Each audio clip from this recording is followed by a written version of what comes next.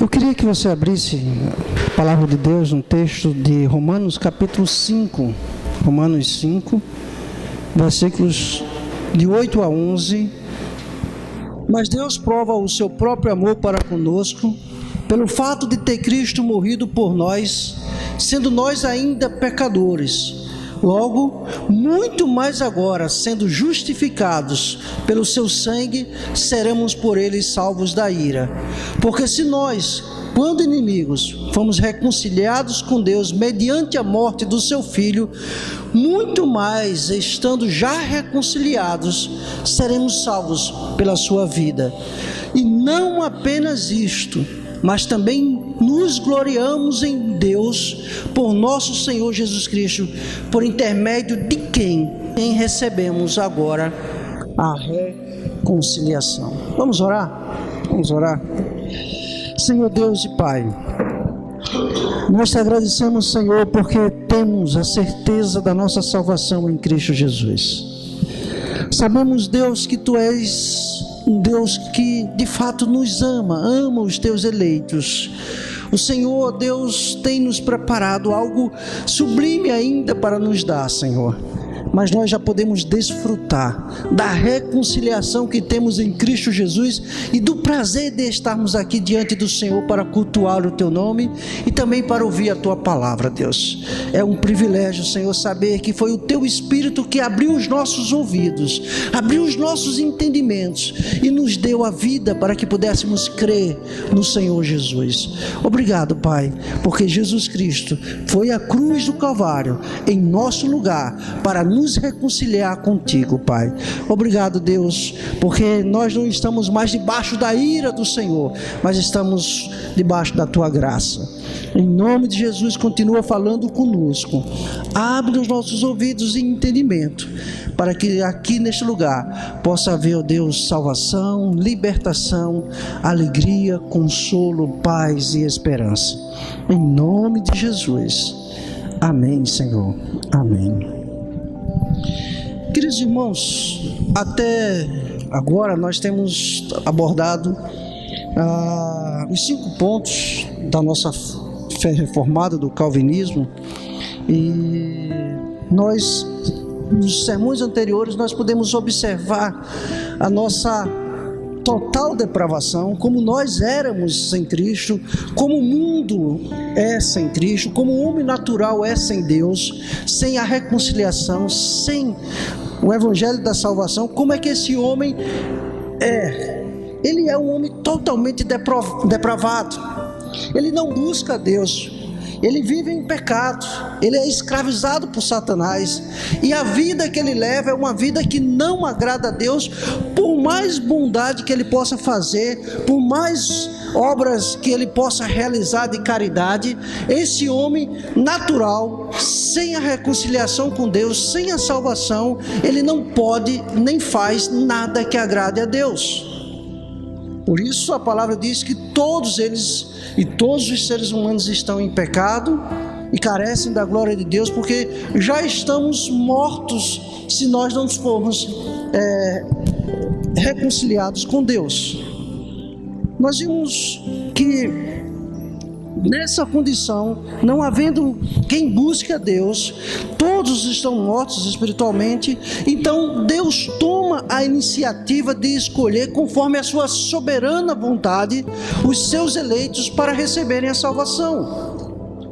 Nós então entendemos que tudo quanto é feito para reconciliar o ser humano com Deus é feito a partir da vontade soberana de Deus. É Deus que age em nosso favor, é Deus que toma a iniciativa, mandando o seu Espírito para nos vivificar, porque nós, no estado de morte, não podíamos fazer nada para chegarmos a Deus, e Ele nos dá vida, e essa vida em Cristo Jesus, a partir da obra que o Espírito Santo faz em nós, nos regenerando, nós então podemos agora fazer algo para agradar a Deus, como por exemplo, prestar esse culto que nós estamos prestando ao Senhor.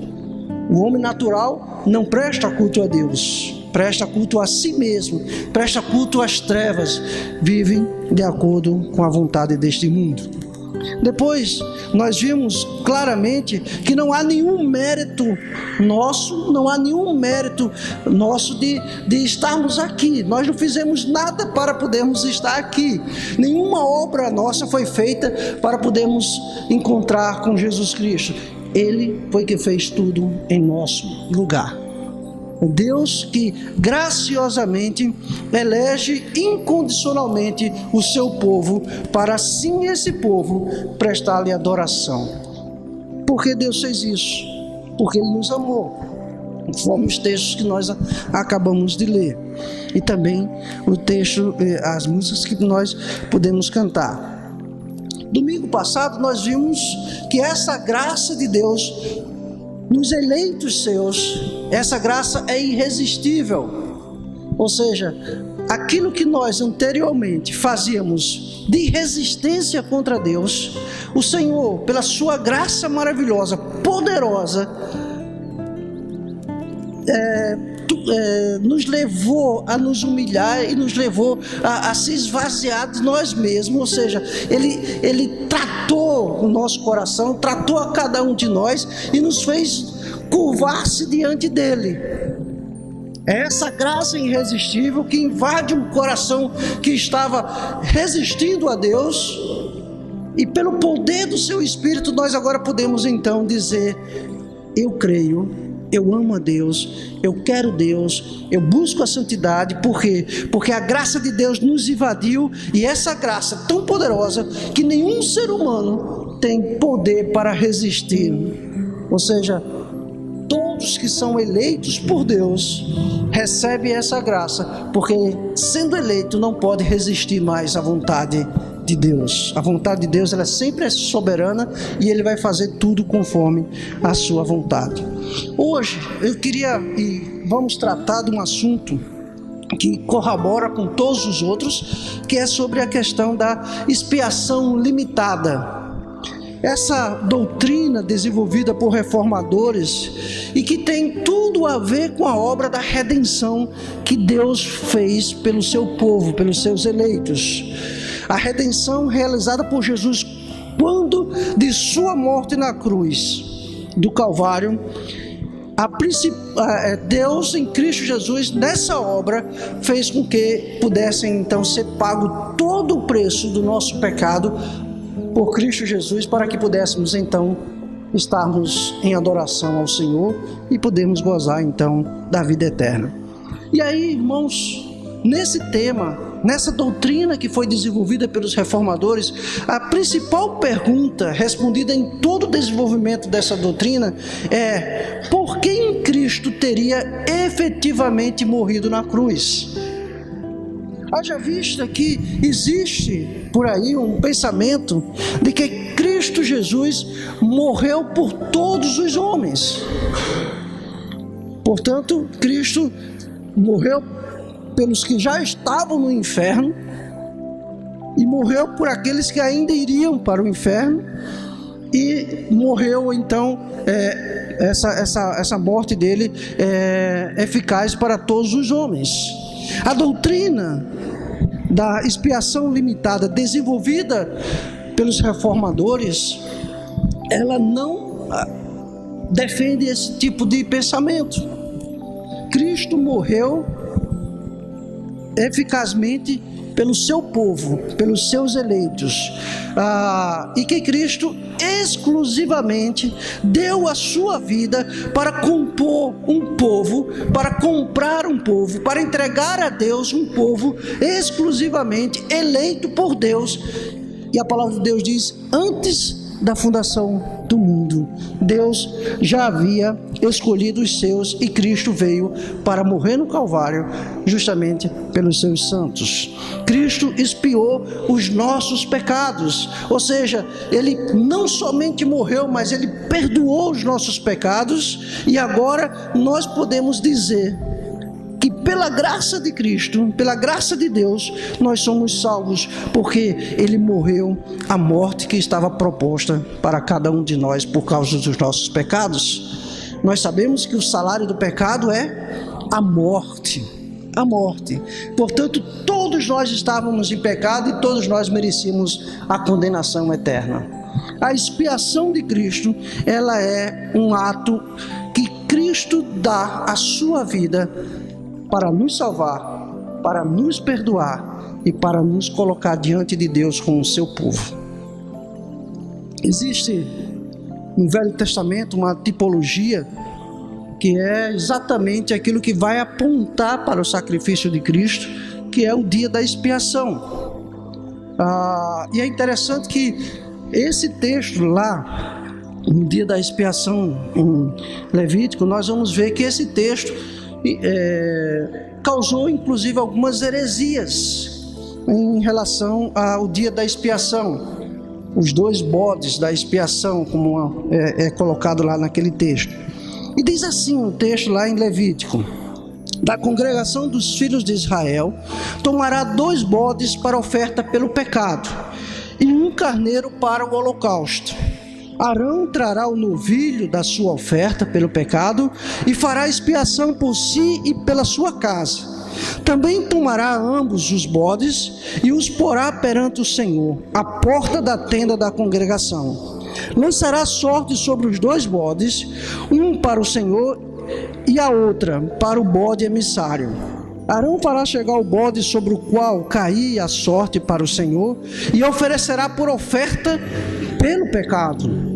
Mas o bode sobre que cair a sorte para o bode emissário será apresentado vivo perante o Senhor para fazer expiação por meio dele e enviá-lo ao deserto como bode emissário.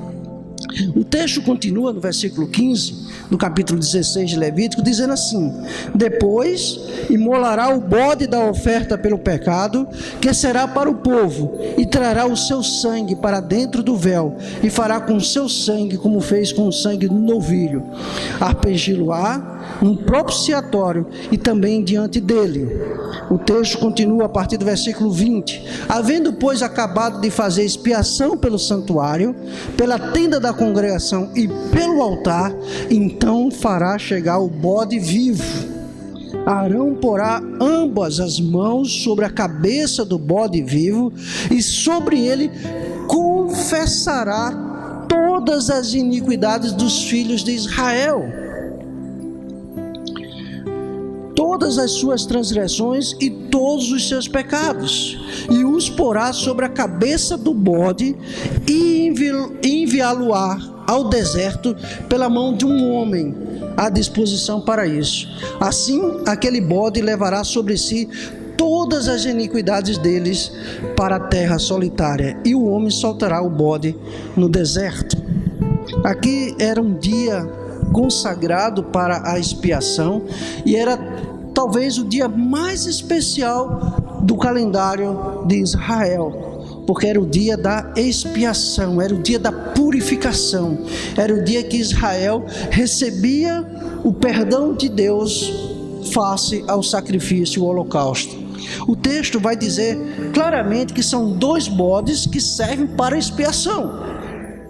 Como eu falei, algumas heresias se levantam dizendo que um desses bodes era Satanás, representava Satanás. Eu não vou tecer comentários sobre essa doutrina, sobre essa heresia, porque vai nos levar muito tempo e também não daria para a gente explicar tudo isso para vocês, mas em outra oportunidade, talvez num estudo bíblico, eu possa fazer isso. Mas, de antemão, eu quero dizer o seguinte, que jamais essa figura do bode, que recebe as mãos, que Arão bota as 2 mãos sobre ele e confessa os pecados e é solto no deserto, pode ser considerado como Satanás. É impensável que a gente esteja pegando os nossos pecados e jogando em cima de Satanás. É impensável isso. Nós não podemos pegar e dizer que o bode emissário aqui seja Satanás, porque esse bode, ele recebe as nossas transgressões sobre si, no sentido simbólico, e ele é jogado no deserto para expiar os nossos pecados. Imagine só a gente agora estar diante de um bode que é Satanás e confessando os nossos pecados para que ele expie as nossas culpas. Isso jamais pode acontecer. O que nós acreditamos? Nós acreditamos que esse texto faz uma tipologia daquilo que é a nossa redenção hoje em Cristo Jesus. O bode, então, o bode que é lançado sobre ele a sorte, e a princípio ele teria que ser um bode sem defeitos. Ou seja, se a gente levar a figura, né, Satanás sem defeito, é cruel pensar dessa maneira, né? E aí a gente vê claramente que seria a oferta pelo pecado. Se a gente olhar bem a música que nós acabamos de cantar, a gente vai ver Isaías mostrando claramente quem é a nossa oferta, um bode expiatório, quem é aquele que se sacrifica, né? A gente vê assim, quem é que levará sobre si todas as nossas iniquidades? Isaías capítulo 53 versículo 11 diz o quê? Porque as iniquidades dele levará sobre si. Isaías está falando de quem? Do Messias, do servo sofredor, daquele que vai ser levantado na cruz do Calvário para levar sobre si os nossos pecados. No versículo 21 de Levítico 16 diz: Arão porá ambas as mãos sobre a cabeça do bode vivo, e sobre ele confessará todas as iniquidades dos filhos de Israel, todas as suas transgressões e todos os seus pecados, e os porá sobre a cabeça do bode e enviá-lo ao deserto pela mão do homem à disposição para isso. Isaías 53:6 diz o quê? Mas o Senhor faz cair sobre ele a iniquidade de nós todos. Isaías 53:12 diz assim: contudo ele levou sobre si o pecado de muitos. Isaías profetizou sobre Jesus e não sobre Satanás. Se você quiser fazer uma comparação de Isaías 53, 4, 6, 11, 12, você pode ler Mateus capítulo 8, versículo 16 e 17, Atos 8, 32 a 35. Portanto, a palavra de Deus está mostrando aqui claramente que o bode da expiação era um tipo de Cristo, porque era necessário que isso acontecesse.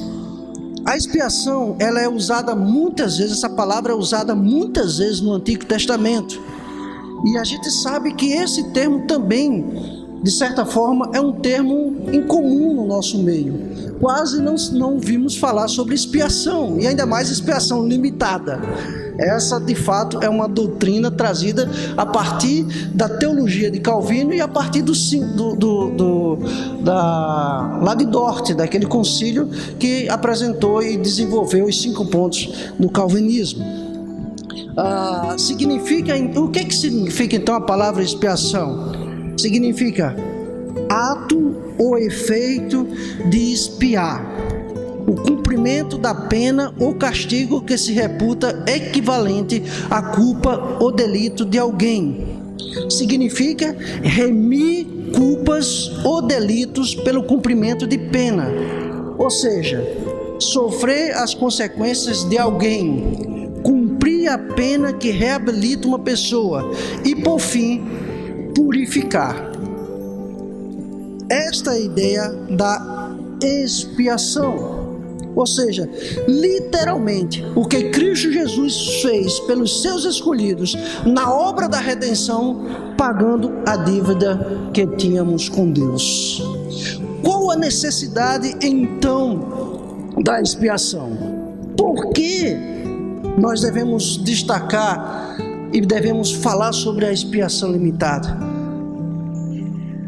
Essa doutrina, irmãos, ela se for compreendida de maneira correta, ela se transforma em algo maravilhoso para cada um de nós. Se nós percebemos o quanto, conforme anteriormente nós já falamos nos sermões passados, quem nós éramos, a quem nós pertencíamos, o que estava destinado para nós, qual seria o fim de cada um de nós, se nós formos olhar para a justiça de Deus, se a gente perceber claramente que não tínhamos mérito em nada que podíamos fazer para Deus, nada em nós agradava a Deus, se nós observarmos toda a nossa condição e aprendermos que a graça de Deus invadiu o nosso coração quando nós éramos inimigos dele, e que em função da morte de Cristo na cruz do Calvário, todos os nossos pecados, transgressões foram perdoadas, porque ele levou sobre si as nossas transgressões.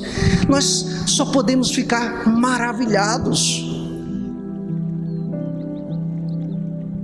É bem verdade que o ser humano não consegue compreender isso de maneira fácil, porque desde que surgiu na humanidade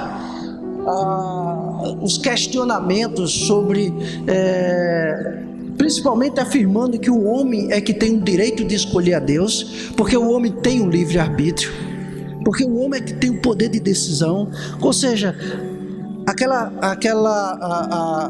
colocar o homem no centro das decisões e não Deus. O homem sempre vai cair em discórdia desse tema. Quando nós escolhemos a Cristo, é porque Cristo já nos escolheu. E eu gostaria então de falar alguma coisa sobre essa doutrina maravilhosa da expiação limitada. Em primeiro lugar, eu queria destacar: a expiação de Cristo foi por causa da justiça de Deus. O texto que nós lemos é um texto que vai apontar para que alguém justo deveria morrer no lugar da humanidade. Veja só, versículo 6 diz: porque Cristo, quando nós ainda éramos fracos, morreu há um tempo pelos ímpios. Dificilmente alguém morreria por um justo, pois poderia ser que pelo bom alguém se anime a morrer. Mas Deus prova o seu amor para conosco, pelo fato de que Cristo ter morrido por nós. Queridos irmãos, quando nós vamos olhar todo o trajeto da expiação que era necessário fazer por nós vamos observar que era necessário um justo morrer pela raça humana. Um ser humano que fosse perfeito teria que se dar em favor dos pecados da raça humana. Por que isso? Porque a justiça de Deus, e Deus é justo. Deus é justo? Sim, Deus é justo. A justiça de Deus, o Deus ser justo, é um dos atributos de Deus. E é interessante frisar aqui que todos os atributos de Deus são iguais. Não existe um atributo mais elevado que o outro. Por exemplo, o amor de Deus não é superior à sua justiça. Por quê? Porque Deus, ele é perfeito em tudo, ele é completo em tudo, ele se basta em si mesmo. Não existe algo em Deus que é inferior. O seu caráter, a sua moral, a sua ética, a sua justiça, o seu amor, todos são perfeitamente perfeitos, podemos dizer assim. E se Deus é justo, e se ele diz na lei que o salário do pecado é a morte, se o homem peca, esse morre. Isso é justiça. E Deus de maneira alguma poderia revogar, abdicar da sua justiça. Ele teria que nos levar à morte, ele teria que nos condenar ao inferno, porque ele havia dito antes mesmo de pecarmos que se pecássemos morreríamos. Quando Deus deu essa lei a Adão, ele deixou claramente as consequências do erro, a consequência da queda. E nós sabemos que Adão nos representa como sendo o primeiro da raça humana. E se ele pecou lá no jardim do Éden, isso também traz para nós a consequência da sua queda. E é por isso que o salmista diz que ele já nascia morto, ele já nasceu morto. E Paulo diz que todos pecaram e todos estão mortos espiritualmente.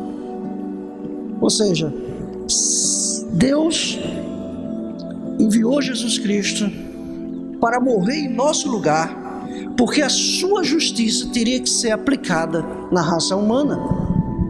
Portanto, Deus faz justiça quando requer um meio pelo qual a penalidade por causa dos nossos pecados fosse paga.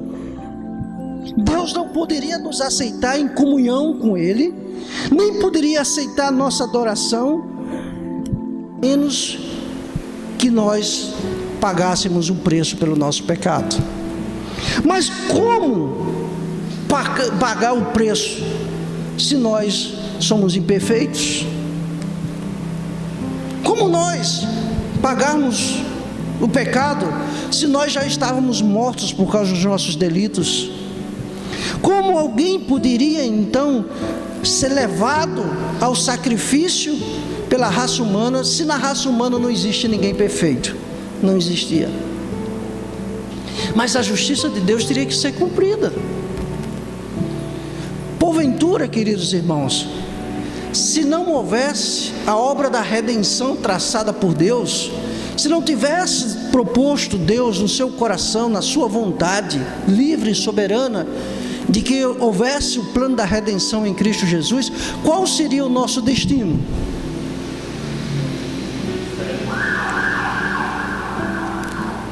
O inferno.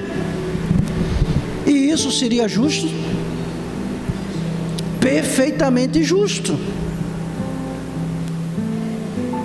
Então, o que vai acontecer na obra da redenção é que Deus, antes mesmo da fundação do mundo, já havia preparado a nossa redenção, a redenção dos eleitos de Deus, dos que são salvos, daqueles que iriam crer em Cristo Jesus, não pelos nossos méritos, mas pela graça irresistível dele em nós, pelo poder do seu Espírito que nos dobraria e nos levaria a Ele.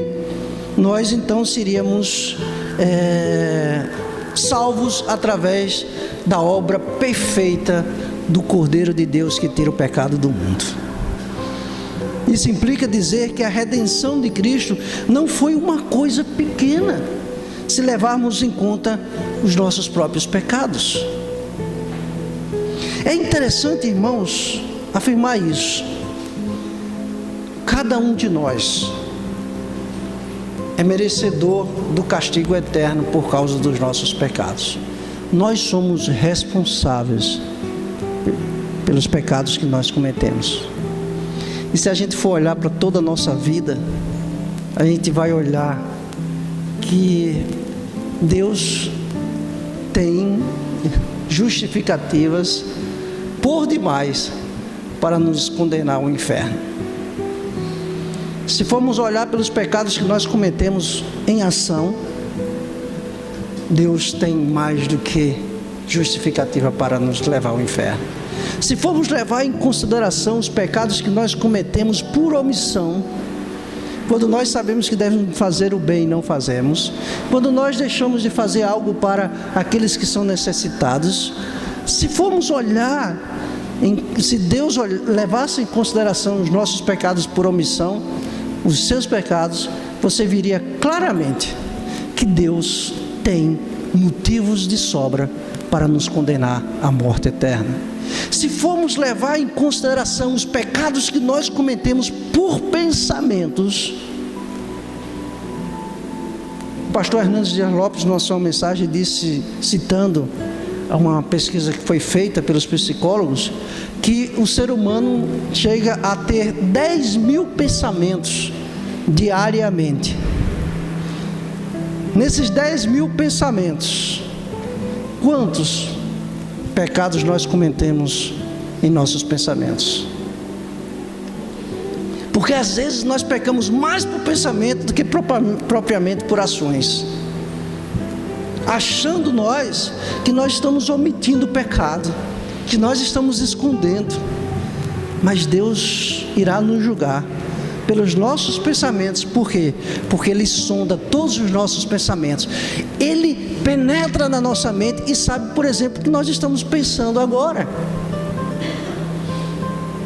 Será que nós cometemos pecado por pensamentos? Haveria então justificativas suficientes para Deus nos enviar para o inferno?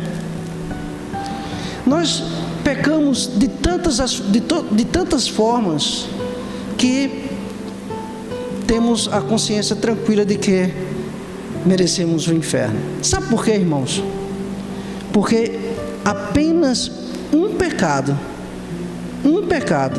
é suficiente para que a condenação de Deus fosse justamente colocada em nossas vidas.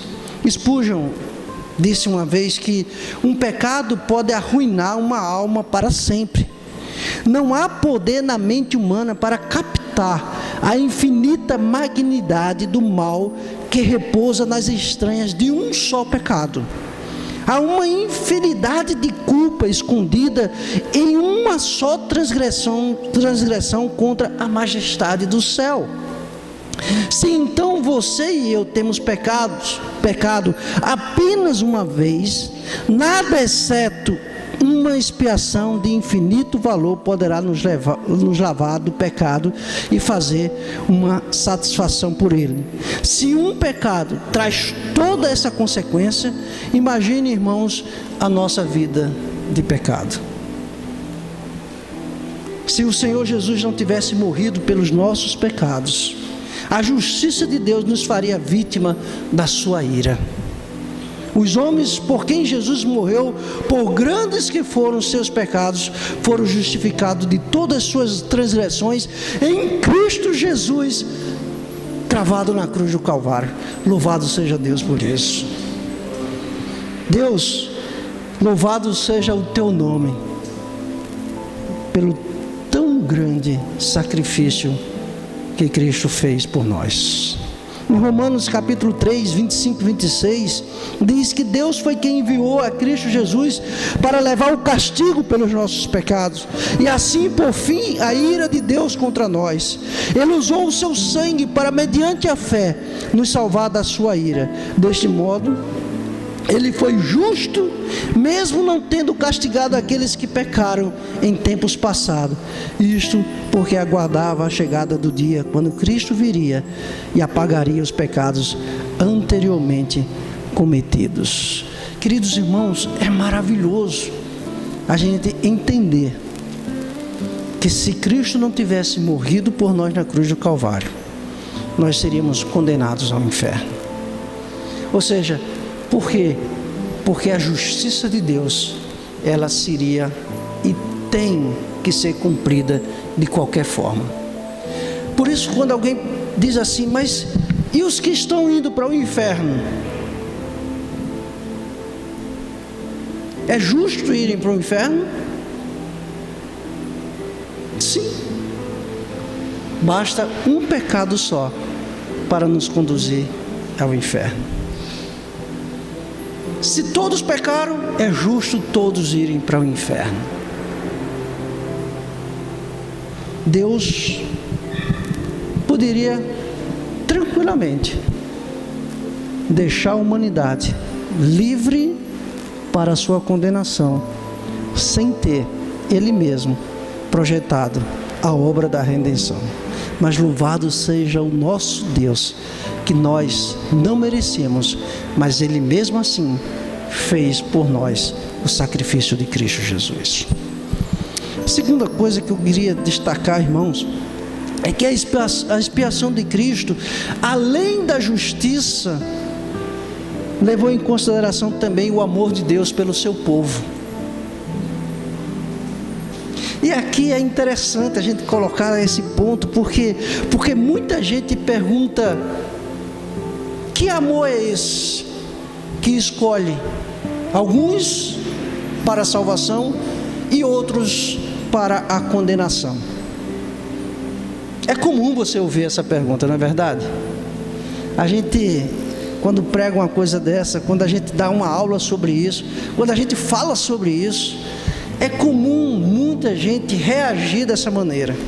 Eu não aceito um Deus que ama e que escolhe uns para a salvação e outros para a perdição. Acontece que o amor de Deus é algo que nós também não podemos medir. A atitude de Deus enviar o seu único filho para pagar o preço em nossos pecados em favor de homens e mulheres como nós, que éramos dignos da morte, não há como entrar na nossa mente. Se nós olharmos as Escrituras Sagradas, o apóstolo Paulo vai dizer claramente: quem és tu, ó homem, para questionar se Deus assim quis fazer? Não tem ele autoridade, poder, direito de fazer do mesmo barro vasos para honra e vaso para desonra? Não depende de quem quer nem de quem corre, mas de Deus usar a sua misericórdia. E por que esse amor para com o seu povo? Porque Deus quis assim. Deus não precisa de advogado para estarmos defendendo, porque é que Ele amou alguns e odiou a outros, como por exemplo, amou a Jacó e odiou a Esaú. E Paulo vai dizer que isso era para confirmar o plano da eleição. Antes deles terem nascido, Deus já havia escolhido um para a morte e o outro para ser herança sua. O amor de Deus também é a causa ou o efeito que levou Cristo a morrer na cruz do Calvário por nós. Ou seja, queridos irmãos, quando nós olhamos, e eu costumo olhar para dentro de mim mesmo e me pergunto, muitas vezes eu cheguei a me perguntar: por que Deus me amou? Por que eu sou salvo? Queridos irmãos, essa é uma pergunta que não nos cabe fazer. Sabe por quê? Porque o que nos resta é sermos agradecidos a Deus pelo seu grande amor para conosco, porquanto enviou o seu Filho para morrer em nosso lugar. Deus me amou, e Deus amou todos os seus eleitos, desde Adão até o último dia da história da raça humana. Ou seja, a justiça de Deus, o amor de Deus é que levou Cristo à cruz do Calvário. Em terceiro lugar, irmãos, eu queria mostrar aqui alguns efeitos da expiação de Cristo. Alguns efeitos que essa morte vicária de Cristo, expiatória,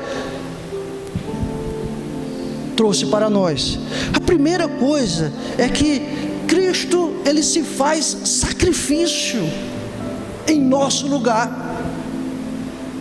Queridos irmãos, o texto de Hebreus que nós lemos na leitura responsiva vai dar uma ideia de que esse sacrifício ele é eficaz, ele é para sempre, é uma vez só. Por quê? Porque Cristo é o Cordeiro de Deus, perfeito, imaculado, santo homem de Deus, que morreu em nosso lugar. E por isso não há necessidade de estarmos sacrificando animais. Haja vista que isto é sombra da velha aliança, nós estamos na nova aliança, e a nova aliança tem o sangue de Cristo aspergido sobre nós. E louvado seja Deus, esse sangue é suficiente para perdoar os nossos pecados cometidos e todos quantos porventura ainda possamos cometer, porque nem o pecado poderá mais nos separar de Deus. A morte de Jesus Cristo foi suficiente para nos perdoar de todos os nossos pecados. Ou seja, o sacrifício de Cristo, Cristo morreu em nosso lugar como substituto e pagou a penalidade da morte que nós merecíamos, irmãos, que nós éramos tidos como alguém que merecia realmente receber a morte na cruz do Calvário. Mas Cristo se fez esse sacrifício. Veja Hebreus capítulo 9, versículo 26.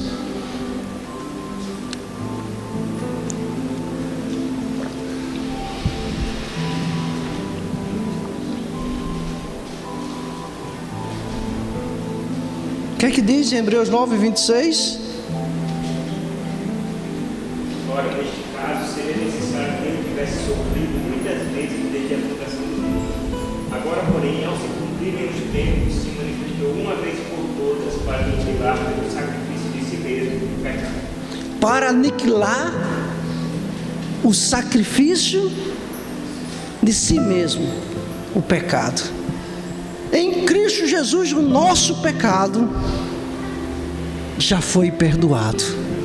Não há mais condenação. É por isso que o apóstolo Paulo diz assim: quem nos condenará? Deus enviou o seu Filho para ser não somente o mediador, não somente aquele que se fez pecado por nós, mas para que Ele mesmo se tornasse o bode da expiação, o bezerro da expiação, o sacrifício. Cristo, além de ser o sumo sacerdote, Ele mesmo é o sacrifício perfeito. E se Ele é perfeito, já está pago, já está consumado. A ira de Deus não estará mais sobre aqueles que confessam Jesus como Senhor. Segundo lugar, irmãos, Cristo morreu, e isso trouxe para nós reconciliação com Deus. O texto diz, o apóstolo Paulo, que Cristo morreu quando nós éramos inimigos de Deus, quando nós não queríamos nada com Deus, quando nós vivíamos em guerra com Deus, porque os nossos pecados impedem de chegarmos a Deus, porque os nossos pecados contrariam a santidade de Deus, porque os nossos pecados maculam a relação do homem com Deus, porque os nossos pecados era suficiente para nos condenar e para que Deus estivesse sempre de costa para nós, no sentido figurado. A reconciliação de Deus é feita quando Cristo Jesus diz: está consumado. O véu do santuário foi rasgado de cima para baixo, dizendo agora que não há mais separação. O pecado não nos separa mais de Deus. Nós que antes éramos inimigos de Deus, agora nós somos filhos por adoção da nova aliança. Nós pertencemos a Deus como filhos amados, e nós agora somos co-herdeiros com Cristo de todas as bênçãos celestiais. A igreja do Senhor, os eleitos de Deus, agora tem um relacionamento de paz com Deus. É por isso que nós temos a paz que o mundo não pode oferecer. Por mais que o homem busque paz nas relações humanas, jamais terá paz com Deus se não for através do sacrifício expiatório de Cristo. Ele morreu para nos trazer reconciliação. A parede que nos separava foi derrubada. Não há mais separação entre os eleitos e o nosso Pai Celestial.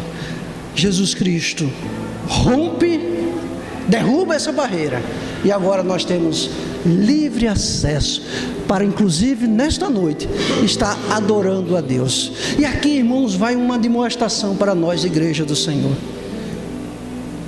Não existe maior prazer na nossa vida do que nos reunirmos para cultuarmos a Deus, porque éramos inimigos, e aqui está um pequeno cenário da glória eterna dos céus, a igreja reunida para ouvir a palavra de Deus, para louvar a Deus, para glorificar a Deus.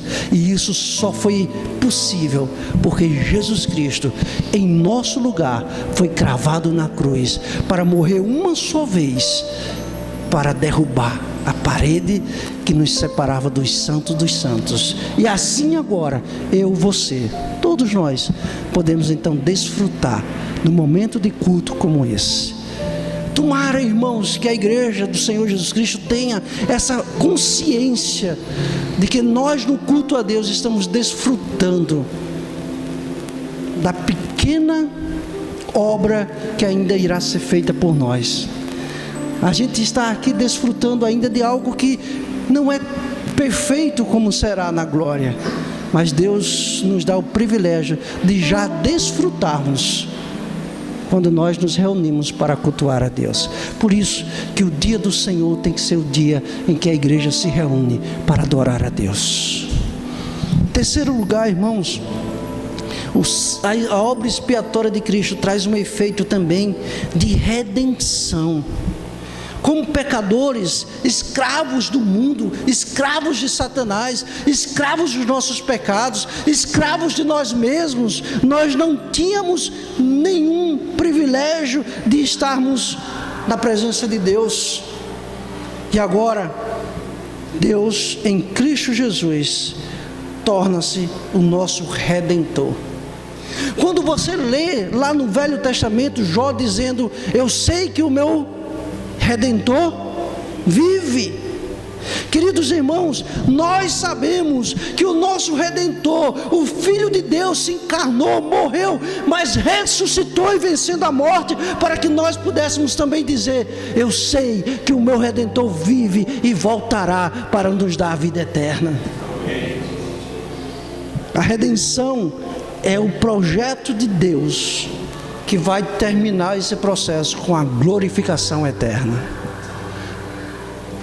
Eu queria então, queridos irmãos, dizer para nós aqui nessa noite que o projeto de Deus de trazer a nossa redenção leva em consideração a expiação de Cristo.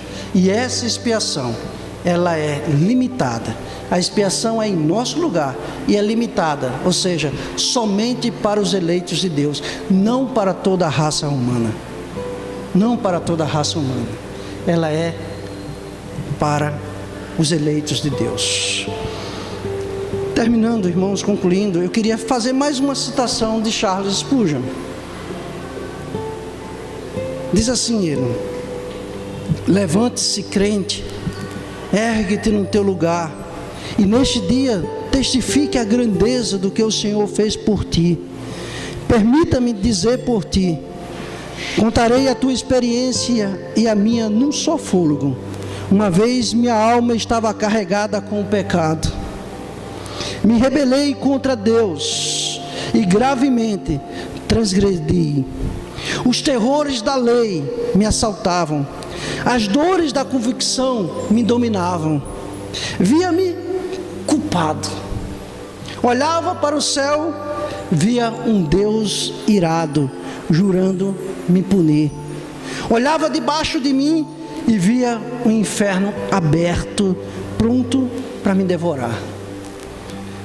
Procurei satisfazer minha consciência com boas obras, mas tudo em vão. Esforcei-me para atender às cerimônias da religião, para apaziguar os sofrimentos que sentia dentro de mim, mas tudo sem efeito. Minha alma estava excessivamente triste, quase até a morte. Poderia ter dito com o antigo enlutado: minha alma escolherá a asfixia e a morte antes que a vida. Esta foi a grande questão que sempre me deixava perplexo. Tenho pecado. Deus deve me punir. Como Ele poderia ser justo se assim não o fizer? Então, visto que Ele é justo, que será de mim?